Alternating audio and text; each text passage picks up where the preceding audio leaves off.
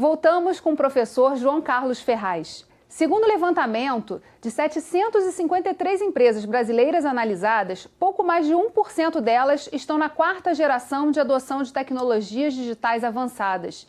A gente está falando de 4 gerações. Quais seriam elas? Olha, isso foi uma maneira que nós organizamos em 4 gerações para poder tornar mais fácil uma pesquisa de campo que você mencionou agora para os empresários poderem responder. Mas assim, estilizando de uma maneira geral, é o seguinte, a primeira geração é quando você tem um CAD, quando você tem um equipamento que você faz um projeto ali no computador. O segundo, bem localizado. O G2 é quando você junta um CAD com o CAM, que é um corte por equipamento de base microeletrônica, com laser, etc., mas você está juntando um pedaço da sua produção com um pedaço do seu projeto. O G3 é quando você já tem um software que integra todas as áreas da empresa, utiliza o CAD, o CAM, mas integra a área de suprimentos, a área de vendas, etc., em softwares que se prestam a isso. E o G4 é quando você, além de estar integrado, essas coisas estão conectadas, todas as áreas da empresa estão conectadas, você está conectado com o seu cliente, está conectado com o seu fornecedor em tempo real e, assim, no limite, as empresas teriam um gêmeo digital, ou seja, ela tem a fábrica e um gêmeo digital, onde que ele pode simular coisas e otimizar processos. Então, essa é a escala, sendo que talvez do G1 para o G2 é uma coisa linear, do G2 para o G3 já é um salto qualitativo importante. Do G3 para o G4 é o outro salto não linear muito complexo. E aí a gente está falando de uma perspectiva de que a gente tem um número muito pequeno de empresas no Brasil que já integram tudo isso e já tem um gêmeo digital. Rapaz, eu acho que são muito poucas empresas, eles podem ter o gêmeo digital de uma parte do processo. São poucas, praticamente, que efetivamente podem ser consideradas completas G4. Muito poucas, como você mencionou, acima de 1%. O que causa surpresa é o seguinte, é que a gente ainda tem alguma coisa como 75% das empresas hoje em G1, G2, na primeira e segunda gerações. E, agora, eles projetam, o que é importante é o seguinte, a projeção no futuro, ela aponta para duas coisas. Uma, que as empresas percebem, a maior parte das empresas percebem que as tecnologias mais avançadas, elas serão dominantes no seu setor. Portanto, o padrão de concorrência, a forma de concorrência no futuro será dura. Porém, nós ainda temos 40% das empresas que apontam que no futuro elas serão de primeira ou segunda geração. 60% estão apontando que elas vão ser G3 ou G4. Então a gente tem há um movimento importante, né, de 25 para 60, ou tem um progresso. Agora, preocupa que você ainda tem 40% achando que ainda conseguem sobreviver no nível básico, assim. Então... E isso muda muito de setor para setor analisado? Quer dizer, por exemplo, as tecnologias, as TICs, provavelmente são as que estão mais elevadas nesse... As empresas dos setores de tecnologia de informação e comunicação, naturalmente, porque elas prestam serviço, vendem bens e serviços associados, elas tendem a usar com mais intensidade essas tecnologias.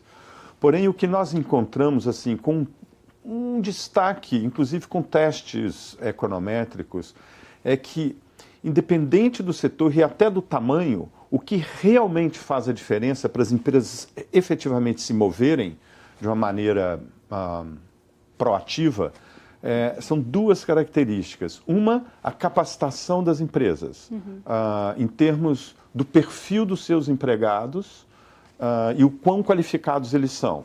Nós entrevistamos uma empresa que até pouco tempo atrás, de bem de capital, até pouco tempo atrás, 80% dos empregados do centro de pesquisa eram engenheiros mecânicos. Hoje são 20%. Agora são engenheiro de sistema, engenheiro químico. Então, não só é a qualificação, mas o perfil de qualificação dos trabalhadores muda muito. Então, faz diferença. E o outro é o quanto que os empresários estão prontos para entrar no futuro, para construir o seu futuro. Assim, uma coisa é você, não estou fazendo nada. Outra coisa, estou começando a estudar. O outro cara tem um plano. O outro cara tem um plano e já iniciou projetos para chegar em algum ponto no futuro. A diferença entre prontidão e capacitação é que marca empresas. E nessa questão da inovação, você tem um ponto que é a experimentação. Também para decidir qual é a melhor tecnologia, num cenário em que tudo está mudando tão rapidamente, não é pegar todo o capital e investir em uma coisa como se fosse, agora eu vou mudar, agora eu vou ser feliz. É também experimentar diferentes tecnologias, absorver algumas mudanças e ver o que vai dar certo, né? Eu acho que esse talvez seja o principal desafio que as empresas, ou na verdade qualquer instituição, né, pública ou privada, inclusive a sociedade civil, tem com relação a essas tecnologias. Pense bem os smartphones. Quando é que a gente compra um novo smartphone? Para além da atração que eu tenho, a última novidade, quantos de nós que efetivamente pensamos assim, eu preciso de uma nova geração? Qual a geração que eu preciso de um equipamento desse de comunicação que efetivamente vão preencher necessidades que eu tenho? Então, assim, dá para fazer uma conexão entre uma decisão empresarial. Óbvio que nós estamos falando de valores completamente diferentes. Uma empresa de farmacêutica, diante a genômica, o tamanho do investimento que ela tem que fazer em genômica, em big data, em inteligência artificial, em supercomputação, etc., é quase equivalente ao investimento total. Uma empresa de um setor siderúrgico, que é uma nova planta, sei lá, 4 bilhões de dólares ou o que seja, o equipamento, o investimento que eles terão que fazer em digitalização é muito menor. Então, relativamente... É você virar um Titanic de rota ou... Isso. Agora, o que você estava dizendo, eu acho que talvez seja o mais importante. Quantos de nós estamos dispostos a experimentar e errar? E aprender com o erro e de maneira que a gente ganhe na próxima rodada.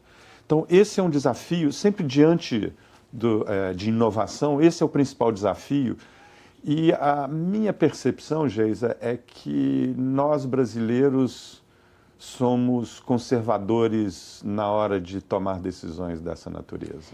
Nós não gostamos muito do experimento. E aí pensando nos setores também analisados, por exemplo, você pega setores muito tradicionais, de siderurgia, que tem que ter uma tecnologia importante aí embarcada, mas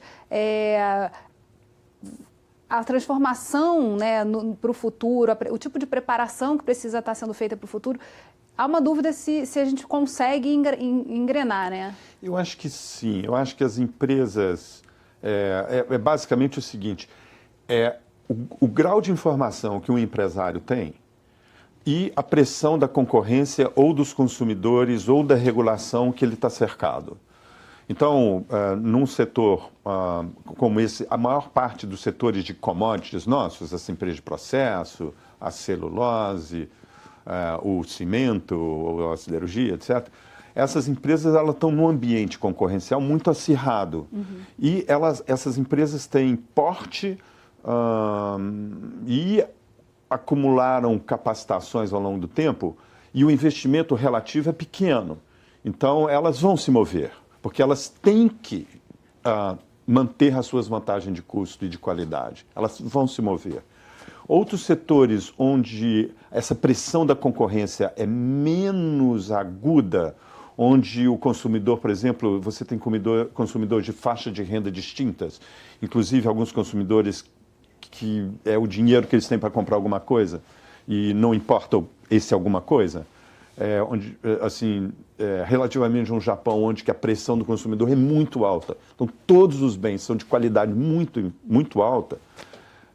Aqui se permite que a convivência de empresas com capacitação e níveis de prontidão diferentes. Então, de uma certa maneira, tem a ver com o perfil de riqueza do país, né? De distribuição de renda e de riqueza do país, do nível de riqueza do país. Agora, é inegável que todas essas transformações impactam também na maneira como a gestão pública vai lidar com esses setores. E é sobre isso que a gente vai falar no próximo bloco. Não saia daí. Rio em Foco aqui, política e economia caminham juntas.